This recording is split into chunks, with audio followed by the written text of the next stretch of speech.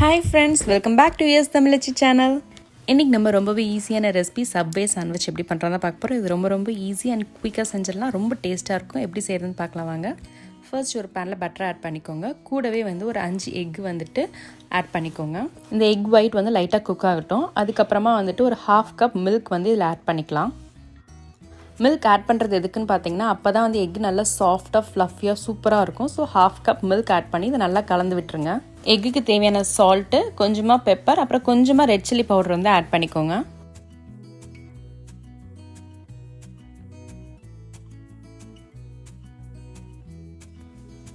இப்போ இது எல்லாத்தையும் நல்லா மிக்ஸ் பண்ணி விட்டுருங்க. நல்லா மீடியம் ஃப்ளேம்லயே குக் பண்ணுங்க. ரொம்ப நமக்கு இது ட்ரை ஆக கூடாது. எக் குக் ஆனா மட்டும் போதும்.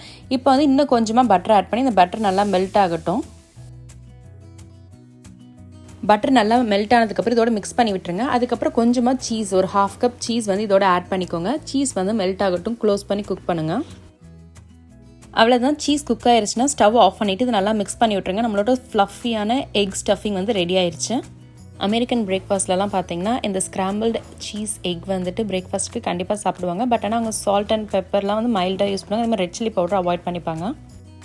சாண்ட்விச் பண்ணுறதுக்கு 6 inch ஃபுட்லாங் பிரெட் வந்து நான் எடுத்திருக்கேன். இதை வந்து 2 ஸ்லிட் பண்ணி நம்ம டோஸ்ட் பண்ணிக்கலாம் நல்லா. நீங்கள் அவனில் பண்ணுறதுனால பண்ணுங்கள். நான் வந்து இன்றைக்கி தோசை பேனில் தான் பண்ணுறேன். ஸோ கொஞ்சமாக உள்ள கீ அப்ளை பண்ணி நான் வந்து டோஸ்ட் பண்ண போகிறேன்.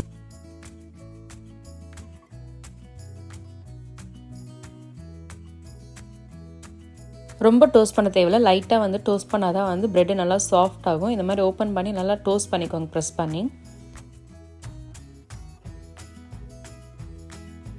இப்போ டோஸ்ட் பண்ணியாச்சு. டோஸ்ட் பண்ணதுக்கப்புறமா நல்லா லோ ஃப்ளேமில் வச்சுக்கோங்க. நமக்கு லைட்டாக வந்துட்டு அடுப்பு ஹீட்டாக இருந்தால் போதும்.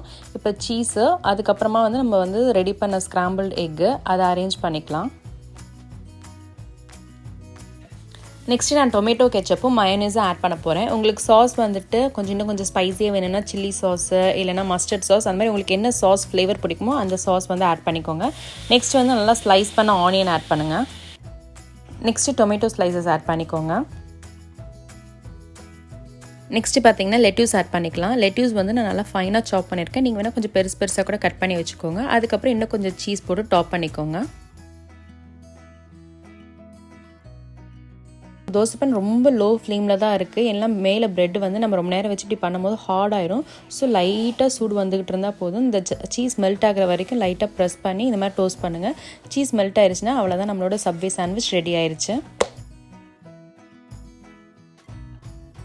நம்மளோட சூப்பரான சப்வே சாண்ட்விச் ரெடி ஆயிடுச்சு. யூஸ்வலி இது வெளில பார்த்தீங்கன்னா chicken or any non veg meet வச்சு தான் சர்வ் பண்ணுவாங்க. நம்ம வீட்டில் எக்கு வச்சு பண்ணியிருக்கோம்.